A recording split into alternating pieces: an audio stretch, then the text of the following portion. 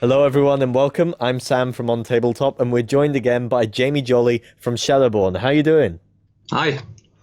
Yeah, thank you for coming back on. Now, you're here to tell us about the design that went into your new game, Oathsworn. I'm really looking forward to hearing more about this. Oathsworn, as soon as I saw it, its style and focus on narrative that really caught me. But I do like finding out what happens behind the scenes of games. Yeah, we're trying to give you a bit of an insight, bit behind the scenes look. Excellent. Time to peel back the curtain. So, first of all, can before we dive into this, can you just give us a refresher on Oathsworn? What kind of game is it, and what sort of mechanics are there involved with it? So, Oathsworn is a grand legacy game, and it's actually a game really of almost two games in one. One mode that we play during a play session is the story, which has its own mechanics, and then you eventually find a monster or it finds you, and you go down into this big sort of boss fight on the table. So you've got a load of different mechanics. To count, I think now we're working on three unique mechanics that I don't know exist anywhere. You've got to be a bit tentatively say three. There's probably some other games that I've never heard of with 100,000 plus games on BGG. You never know, do you? But yeah, so we've got the map navigation system that we use is a whole new way of kind of navigating stories, and then we've got the battle flow system that we do with our ability cards, being able to create a kind of cooldown system that gets your stuff back in the game. So you've got this kind of this flow of battle, and then you've got the push your luck exploding combat resolution with dice or cards. That's the other one, and of course those are just sort of like they are kind of key. There are backbone mechanics that then sit amongst all these other sort of meaty things that make up the game. Excellent. Yeah, the you mentioned the maps there. That's something I was very excited to see when the game first appeared, and I'm looking forward to asking you more about that later. But how did you go from the beginning to the end product? Where did you start when designing the game's mechanics? So we've been in full development for 2 years now, but actually a year before that, the kind of like the seeds inception started with this thing and it really came down to an idea about a world. We knew right at the beginning that we wanted to make a world that people wanted to kind of live in and probably die in, and so we had this idea for a world, and we wanted to build up from the beginning. So we really started with metaphysics right at the beginning. We just had conversations about concepts like, how does good and evil work in this universe? Is there a god? Like, what happens with magic? What sort of systems we want to do? And we quickly kind of started to build up this new foundation, and out of the foundation rolled the rest of the game. In terms of actually getting in terms of the mechanics, when we started to get on board with that, after this kind of like year of kind of building this world, we had we started to kind of get into more of the kind of how is it going to play on the table, what's going to happen there. Now there's an idea in a big question that's asked in games design often, which is, do you do theme or mechanics? Mechanics first when it comes to those things. So obviously we had a theme there, but I'm a big subscriber to Jeff Engelstein's idea, which is that really what you're trying to do with a good game, is to make an experience that people want to have. So you're trying to the theme and the mechanics are there to aid the idea of an experience that people are having around a table. So we had this idea that people have appetites. They have, like when you go to the movies, you've got these different films. Sometimes you want to see, sometimes you want to see an action movie, sometimes you want to see a comedy. Sometimes you want to see something dramatic and hard hitting. You've got these appetites for consumption. That are different things you want to have, like good meals. And we had this thing of, what is the appetite that people are going to have for this game? And so we early on, the seeds were like kind of grew out this idea that people are going to be hungry for visceral mechanics. They want to feel like they're in a fight, and that involves certain things. It involves this idea of being powerful and skillful, but also fear and threat, and the idea that people are kind of worried about themselves, trying to keep themselves alive because it's actually dangerous to them. Because if you ever, games very quickly lose their interest if you ever feel like you're in God mode, right? And you just kind of like sailing through. So we wanted to keep people under tension pretty much all the way through. So that was the beginnings of the mechanics build up, was what's the appetite like, and how do we actually get this? How do we translate that into dice and cards and the other things? The other thing there was also with the appetite was about story, richness, and depth. Like we really wanted to get this, get something that people cared about, a story that actually meant something. I mean, there's tropes about kind of like, you know, the legacy of Tolkien. Like Tolkien is just everywhere, you know, throughout our hobby, right? Because it's like he came up with an idea and it was beautiful, wonderful, and we've been living in that world for 50 years. But actually, like sort of newer worlds, new ideas, they're few and far between in our hobby. And trying to make something new that people really want to grip hold of with both hands, and like get into, that was something that was really key to us as well. We need to do that. And so, as I said, when we start with all this metaphysics and we had these ideas of a world, that part of the purpose of that was creating a consistent world that made sense. We knew that we wanted to have a low fantasy world, which meant that we didn't have super high magic, so the magic didn't just come out of anywhere. You couldn't just pull an eagle save from nowhere. You could have the magic was bound to something. There was a cost to it, and we knew that we wanted to have a grim, realistic world, something that people could believe in. So the characters, so we have a rule inside the writing team where whenever you're talking to someone, if you don't think you would be able to say that to somebody, then we don't tend to say it. Like it's like how do normal people speak together rather than how do high fantasy people speak together, which involves lots of verilies and yo and it's about making it realistic. Like, what does a person feel like when they're starving in a city in the rain, and all they've just spent their last fleck of iron and they're now desperate? Like, how do you talk to somebody when you feel like that? And then it was building up stuff like that. So it's these feelings of appetites. People want to have something realistic, they want to have something gritty, something visceral, and they want to enjoy that feeling of power also within that. So they're not nobodies in this thing. It's a wish fulfillment at the end of the day. It's fantasy, so we want people to feel they're powerful and they're. So in the game you play the Oathsworn, which you're the best that mankind's got, but you're fighting monsters, and it's like Dutch's team from Predator. You're these really cool badasses, but still, like, the stuff outside the walls is much worse than you are, and so you're feeling powerful, but you're always under threat. So that's where kind of things really began, was in those appetites and trying to think what is it people want out of this type of game. Fantastic. I've got to say, I'm very interested by the idea of how the world building also influenced it. You mentioned trying to find something new there that you can bring to the table.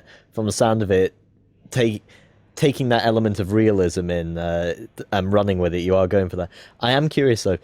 You mentioned concepts of the world building, like religion, good and evil. Is there any particular one of those that you can highlight in how it influenced the mechanics and how you built the game? Particularly the magic system. So what I can tell you is, I've got to be really careful, but there's bits I can tell you about the magic system, and that essentially there is the underlying concept of animus and the idea of energy in the world, and how that manifests in people, and so that came out. I mean, in terms of actually, so that kind of, that's one of the bedrocks actually of our action point system is this concept of animus. More specifically, actually, in the witch's case, we have this low fantasy thing. So, for instance, the witch, she has these spells, right? She has these abilities that she can cast during her turn, and they're very powerful, they're terrifyingly powerful, and they can take out half your team with it if you're not careful, because we have AOE damage in this, and you can, it hits friendlies, and but at the same time, this power comes with a cost, and so the witch, she cannot just pull magic out of the air. She has to actually have the raw elements to be able to manipulate a hard magic system. So she actually carries around with her bottles of water and has a lantern on a stick. And then she can do is she can actually start fires on the ground and then propagate those fires. So she actually puts hexes down on the board, fire hexes and water hexes, and spreads those out. And then if she's within a certain range of those, so she can't do it across the board, but if she's within a certain range, she can actually then use those hexes, spend those to be able able to cast the magic system. So that's how kind of like a hard magic system can work its way into the mechanics in that way. None of the other characters have this mechanic. It's just her. Other characters have their own mechanics with their own special stuff, but that's the example for her is that the way that we wanted that hard magic system really does come out in that you've got this resource building and spending mechanic. So the witch has always got this thing where she can place a new hex down every turn, and then the next turn after that, if she doesn't spend that, she can split that into 2 more because she's got more fire to work with now, so she can actually spread it quicker. But if she spends that, she'll have to start a new one on its own somewhere. Then she's got this idea if she makes a big pool of fire in one position on the battlefield, but then runs away, she might not be able to reach it to spend it. So then she's got to think about how she dots her fires around or waters around to be able to spread those elements that she needs to be able to cast these horrific abilities. Excellent. That sounds like a very interesting approach to the magic system, far more involved and tactical than just, shooting a fireball at someone. Now, the game is very narrative focused, and this is where I get to talk about the maps, because I love me some fantasy maps. How do those interact with the storytelling aspects of the game? How did you bring them together? So this game is a twisting tales game, and what that means is this is a board gamer's version of the old game books from the 90s, like choose your own adventure books or fighting fantasy books, but aimed at a more adult market. So we actually it took us months, like literally, like I think it was 3 months it took us to crack this, how to make this work in a board game situation, because like we love maps, right? Everyone loves maps. There's a reason why there's a map at the beginning of every fantasy film and every medieval film and every fantasy book you ever read, right? Maps are awesome. So having maps and able to use them in a game genuinely, I think, like for one of the first times, like being able to use a map that actually is part of the game mechanic, not just something that's pretty on the side, was really kind of important to us. We wanted to try and work out how to do this, how to make that work.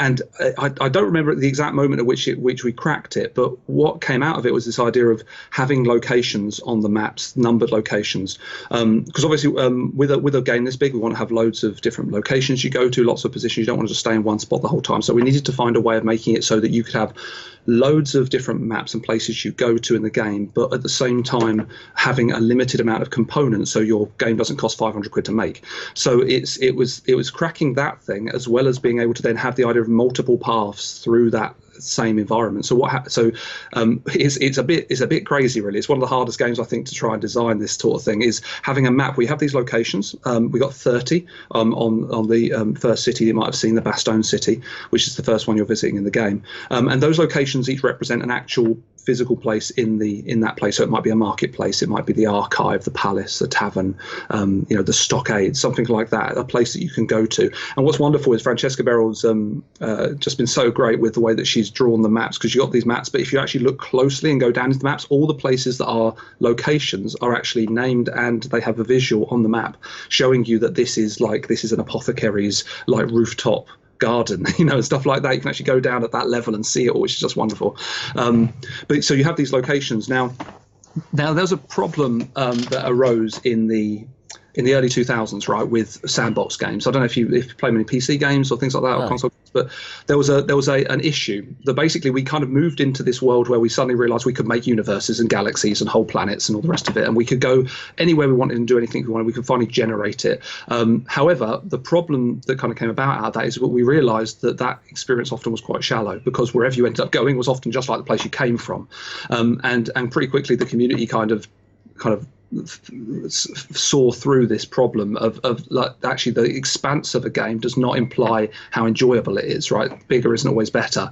And actually making it so that something is richer and deeper in a more confined space is actually better for it. And so like more modern games are kind of like quasi sandbox games on PCs and things like that now, like Shadows of War, where you have an area that you can move within. However, you have these rich story points that are at specific locations and actually happening, and so we knew that from the experience of the computer games industry, that we wanted to that we were in that same position the board game industry, is that we need to move straight past that idea of just having expansive massive loads of stuff and going into we want a rich, actually good story that people are going to enjoy and sink their teeth into, right, and that really feel they're there. So this was key. Like, how do you make these maps but people cannot go everywhere, because if they can go everywhere and do everything, you'll just shoot back to shallow straight away. You've got nothing. You've just got a thread in every place you go to.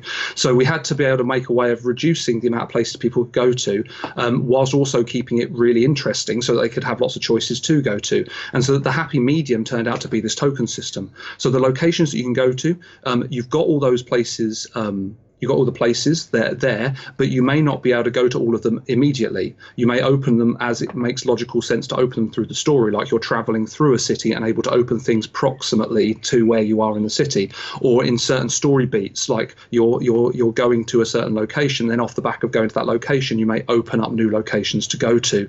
And so sometimes you're dealing with 10, 15 locations rather than all 30. In doing that, it actually made it possible to make this game, because the game is impossible to make any other way, like to do a really expansive AAA story that is really deep, whilst also trying to give it let you do absolutely everything, you go everywhere you could possibly go.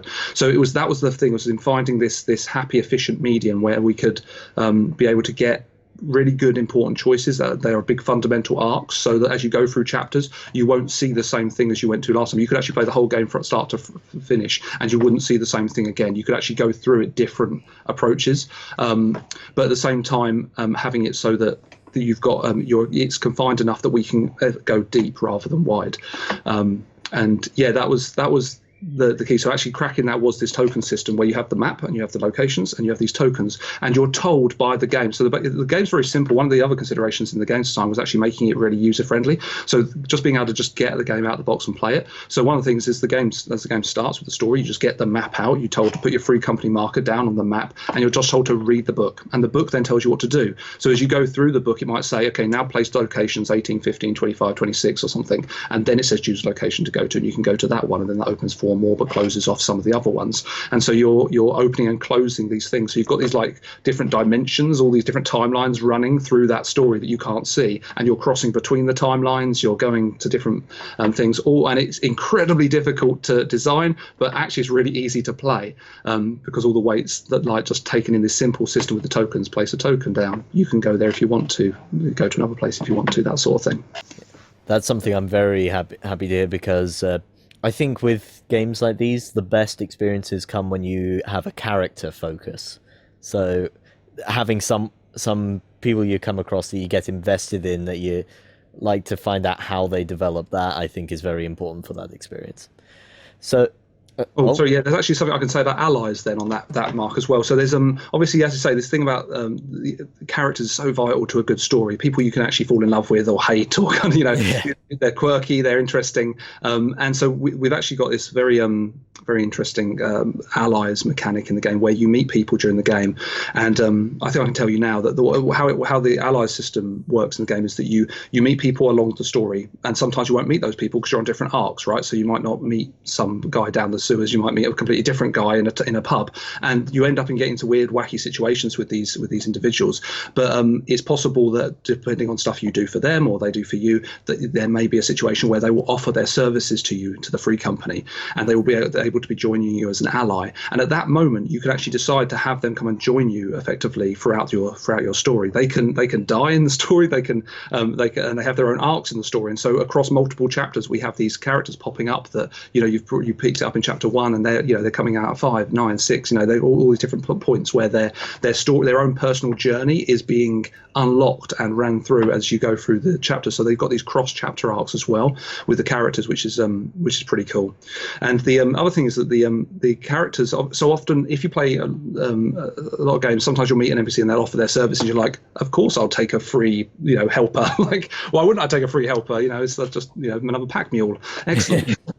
But in this game, the way the allies work is they're actually tied in with our event deck. So you start off with a quite thin event deck in the game that is randomly drawn at some points during the time track or other things. I haven't got to the time track. I've got to tell you about that later. Anyway, the allies, they come every time you get an ally. They come with a couple of event cards that represent their personality, things like that. So you might have somebody who's a thief and a bit dodgy naturally, but they're very useful to you. But they might end up getting into weird situations where they end up stealing stuff, and you've got to pay for that situation. You have events that are tied to those things. So whenever you get an ally who's offering themselves to the group, you really do have to think, do I really want this type of person in our group? Because he looks like he's got a good sword arm, but he's got an awful lot of, he's got a string of ears around his neck that we need to, that look a bit suspicious, and they may come back to bite us when we're trying to get into civilized parties. What, the that ears? sort of thing. So so that's so these allies, let's say cross chapter sort of intrigues and story arcs that they bring up, and then the event deck. So you're building this event deck over time, depending on the characters you choose to involve in your party. That I really like the sound of, because I've played a lot of open world video games, and I love the fact that you can often bring allies with you, but so often the ally does just become a pack mule. They're just there to expand your inventory. Inventory, not your infantry. So, moving on from that, combat. How have you made combat in the game exciting, and how do monsters work? Right. Well, combat. So combat is like one of our cores, right? So you got the story is one of the cores. The other core is combat. Now, how do we deal with that now? Right at the heart of this goes back to the appetites thing we were talking about, and the kind of things that we're looking to kind of instill in people, and that feeling of power and fear, and the kind of interplay between those two. That you're feeling awesome, but at the same time you're one big chomp away from death. And how do we kind of mitigate those factors, and how do we make it for the player feel like they're active in those? Because I mean, there's another kind of general like rule of game science that choices are generally a good thing over just forcing things on people, because if there's not a choice, the person feels like the game is playing them rather than them playing the game, right? So so right at the beginning, we wanted to have a combat system that was based around choices, not around forcing certain numbers or stats or something on you. So this very quickly, right at the beginning, one of the first things we created was the combat system with the dice and cards, where you have this push your luck exploding system. So the push your luck is that you can choose as many dice as you want. So you can have a big handful of dice. Your weapon is giving you some strength, some might. So you've got like sort of white, yellow, red, and black dice, and those are increasingly more powerful, though they all have a chance to miss inherently in them. And so you might have a bunch of black dice from the weapon you've got. You may have upgraded a couple of red dice from the skill that you've played and from the position you came at the monster. And then you can choose as many white dice as you want to add to buff up that damage and bolster. It's basically you choosing to swing as hard as you want to try and hit this thing. And ultimately, if you ever roll 2 misses, the whole thing whiffs and you miss it.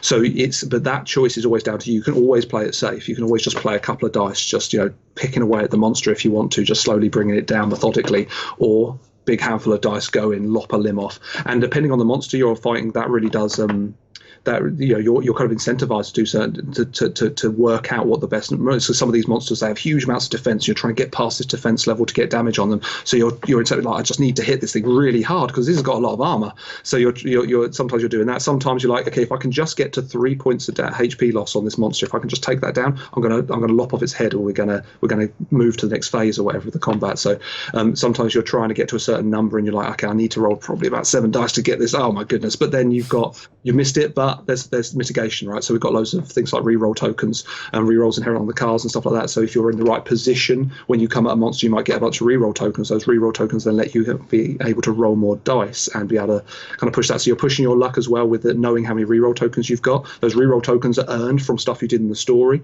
So we got a bunch of different combat tokens, and each of the combat tokens is kind of connected to a different kind of attribute of your character, sort of a moral stance you might have taken. So if you've been very kind of pragmatic about things, you may get defense tokens. You'll be like, well, okay, it's not worth risking my neck to save that one, because I've got to try and save the city, so I can't worry about this one individual over here. So you can be pragmatic and have more defense tokens, or you could be like a bit more heroic and kind of like not heroic, but just being more empathetic and trying to being altruistic. And when you're altruistic, you might get more reroll tokens for that kind of thing as you try and help others. And so there's kind of like you're taking a leap of faith, just hoping you're going to get out of this alive. And sometimes those rerolls come out for you, which is actually tied more into our metaphysic, but I won't get into that now. But yeah, so they the combat, you've got this. You're choosing how hard you're trying to roll these dice or draw cards. Can you do either? That was an interesting thing to have in the game as well, which is that you can either play by the numbers using the cards, or you can play a more tragic and epic game where you roll dice, because the dice doesn't care whether or not you've critted 50 times before or missed 50 times before. It's the same every time you roll a dice. Whereas with the cards know. If you've got a deck of cards, you work through that deck. If you've missed a load before, you're going to be safer next time, and so you can start getting it from that side of things. One of them is perhaps more tactile with the rolling of the dice, quite satisfying, but the cards has a bit more thinky to it. So and being able to choose either one of those, so you can actually mix that between players, between dice rolls. You can even have it in a single attack, 2 cards and 3 dice, and do it like that. It's that easy to sort of transpose them. So that's kind of the thing that the player's doing when they're coming in. I mean, a big part of the combat as well is again, making interesting choices, is having cards that have multiple choices on them. So fundamentally, each card has an offensive ability and a defensive ability. So you can use it to try to attack the enemy, but basically it represents you using your momentum in the fight. And so if you go in all swinging, doing some massive chain attack on some things, you might end up getting in a situation where you're kind of out of puff and you don't have as good defense when a monster comes to attack you. So when monsters attack you, which inevitably they do, they roll a whole handful of dice at you, or draw loads of cards, and they're multi-choice cards. So every card is inherently has an offensive ability and a defensive ability to it. So that when you go in, you can use your big chain attack and start swinging at the enemies. But what you'll do is you'll be using up some of your future defensive power. So when you get attacked by a monster, you have an innate defense attached to your character, like say in an armor, might get like say 3 defense or something, and then you can always use a card to temporarily bolster that defense. So that card might have a 3 on it as well. So you double your defense from 3 to 6 against a particular attack. But if you choose to use that card for defense, you won't be able to use it for attack next turn, as it will go on cooldown in the battle flow system. So you've got you're always choosing between, do I want to spend this now, or am I likely to get battered later on? Do I want to hold this back to try and keep myself alive more, or do I want to go all out to try and take this thing down? And these choices, if you just go all out, we've had lots of situations where people think they can just go all out and they just dive in, jump over the thing, cut the head off, and then they get splattered because they've got no cards left to try and defend themselves. So you're always managing that hand as you go through. So the way that damage works in the game is you roll. So the enemy and you, whenever you attack, you roll the dice, you draw your cards, and whatever the maximum amount the damage you do is, say like you do 10 damage, you take the defense of the enemy, which might be like 3, and you divide it. So 10 divided by 3 goes 3 times, like 3, 6, 9, and you forget the remainder. The remainder doesn't count for anything. It has to be full numbers, and that's how much HP they lose. So 3, 6, 9 is 3 HP you'd lose. For our characters, they always start with 6 HP. So so you can imagine that losing 3 HP will be half your life. You're half dead by that time. You're in real trouble. So using cards to defend yourself is really important to be able to keep yourself alive as you're playing these fights. Then you've got the battle flow system on top of that, which is where you're trying to move all these cards back around into your hand. So you've played your card, it's down around your board. Each of your boards has like a position, 3, 2, 1, 0 around it. Cards go down on the board, and then every time you play another card, it pushes all the cards that position round until they eventually come back into your hand and you can play them again. So you're always also thinking about, how do I push these cards around to keep the battle flow? Because in a real fight, you're always trying to keep breathing, keep moving, keep the momentum up, keep up the threat on the enemy. And so this is what this represents, is this battle flow system where you're trying to just get everything around so you can use it again and kind of just keep holding on to survival as you take these monsters apart. On the topic of the monsters themselves, of course, they're working with an AI system. How did you get that to work? So the AI system, I mean, we're all big fans of MMOs and RPGs, and there's so much stuff to draw from in terms of monster engagements and movies, of course. We knew very early on that we wanted to have it so that the game could be deep enough and interesting enough that we had the monster being an element of mystery itself. So the way it played, what it did was deeply thematic. It had its own character. Every monster has its own deck of cards, and those cards represent they all have different mechanics and represent the kind of way that it would come at you. So we knew we wanted to have this AI system in the game. Then we were thinking about things like MMOs. And often in like an MMO things, you have bosses with multiple phases. So the behaviours of the creatures change as you knock them down HP or certain conditions are met. And we knew that we could do that as well with the cards pretty simply. So we have different phases. Often there's 3 phases, and each one sort of changes the way that the monster plays. So it actually goes through a progression. In a very simple one, it might be something like at the beginning, the thing is kind of building up its attacks. It's using kind of slightly defensive things, maybe sending in its waves of ads and other things to try and get rid of you as it kind of stands off. Then as you start wiping out all of its ads, it gets really, really knocked off at you, and so it comes at you full bore as it goes into a new phase, and everything's like it's just in your face, in your face, in your face. Then you kind of you take it down a level where it's starting to lose a lot of HP. Now it's trying to back away, it's trying to run away, it's starting to use some kind of more defensive abilities to try and keep you at distance. So that's a really simple example, but it's kind of, you can see how the way the fight flows changes, and so you get a really interesting character coming out of these monsters as they go. So then the other thing that was kind of quite important about the way the monsters worked was the reactions that we think. So if you think about movies, when you see monster fight, there's almost like a classic scene that you could probably imagine in almost any monster fighting film, where someone runs in, normally like a secondary character, who runs in with a big spear, sticks it in the flank of the monster, and then the tail comes around and batters the guy across the room. Right? It's in almost everything. Yeah, like so, and it's like that's it's so indoctrinated into us to expect something like that. That when you hit the monster, it gets annoyed and comes at you, the one who did the damage, right? It knows you did that. So so we wanted to get that in there. How do we get these monsters to react to the player, not just the players reacting to the monster? So we had that whenever we've got all these HP dice on the encounter boards, which represent different locations. So you've got the front and the back, you've got the flanks, you can have different arms and legs and different things. And then as you take those positions out, the monster will react to the person who finally took off the limb or whatever, and then they will come at that player particularly. And so there's also this, there's quite a tactical way of how you come at the monster. Who is it you want to be taking out those locations? In what order? So sometimes you're getting benefits for taking out different locations. So you might take out the thing's tail, and in doing that, you get the whole team gets a combat token special. So there's like bonuses you can get under the dice that come there. So there's lots of little nice ways that we can make these monsters come alive and make them feel really interesting. And obviously the mechanics, because we don't want to be fighting the same thing over and over again. So it was really key to make every monster have its own unique mechanic that makes it feel like its own thing. So you'll be opening these mystery boxes, and it won't just be the monster coming out of the mystery box. It might be some of the area effect templates they get, or a special card that comes with this monster that someone has to carry, or so all these different things that we can do to make them interesting. Mm-hmm.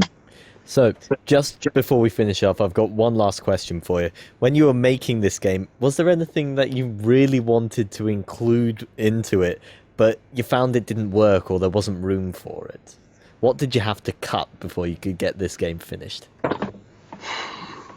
Well, it's interesting. I mean, iteration's super important for the games design development. That you, so what we started off with a lot of the mechanics that are in it now are exactly the same as they were, but some of them went through this iterative process where it's really kind of like iron sharpening iron. As you play test it, you start to feel like this would be more fun with more of this or less of that. So it's a bit strange because there isn't actually anything in the game that we wanted to get in that hasn't been able to be put in there, because we knew very strongly at the beginning what we were trying to make, and we've been really blessed with being able to have a team that could kind of come through on that. So it's a bit about sharpening stuff. We started off with a blunt weapon, now it's really, really keen edged, and that's where we've got down to. So like just an example of that would be like with the item system. When we had the item system, we knew we wanted to have these items that had procs, so that each item felt different as you played. An axe feels different from a sword, feels different from a spear, and they actually have this different play style. But as we started playing it, we realized that we were having these things procking every turn, so we'd be able to put it on cooldown, it'd come around, around, you'd be able to do it again and things. As we started playing that, though, we found that people were forgetting some of their items to be able to do the procs, because it was just this level at which there was just too much being asked of the player as they were playing to do it. So as soon as we see that, that's like a big red flag. We're like, right, we're drawing this back. So we didn't get rid of that system, but what we did is we honed it and keyed it. So we collapsed the item system into much more powerful items that are one-trick procs one procs during the game. So you get one powerful thing. So you've got this very interesting moment, but you're not repeating it every turn. It's just something that happens once in the game that really gets a thematic kind of blow or defense or something interesting into the player's turn cycle. Great. Okay, Jamie, thank you very much for giving us this insight into the game's development. You're welcome. If you like the sound of Oathsworn, remember you can go and check it out more at the Shadowborne Games website, and let us know what you're hoping to see in the game in the comments below. Go ahead and check out our other content on screen now. And while you're at it, why not hit subscribe and remember to ding our dong. Go on, you know you want to click it. Go on.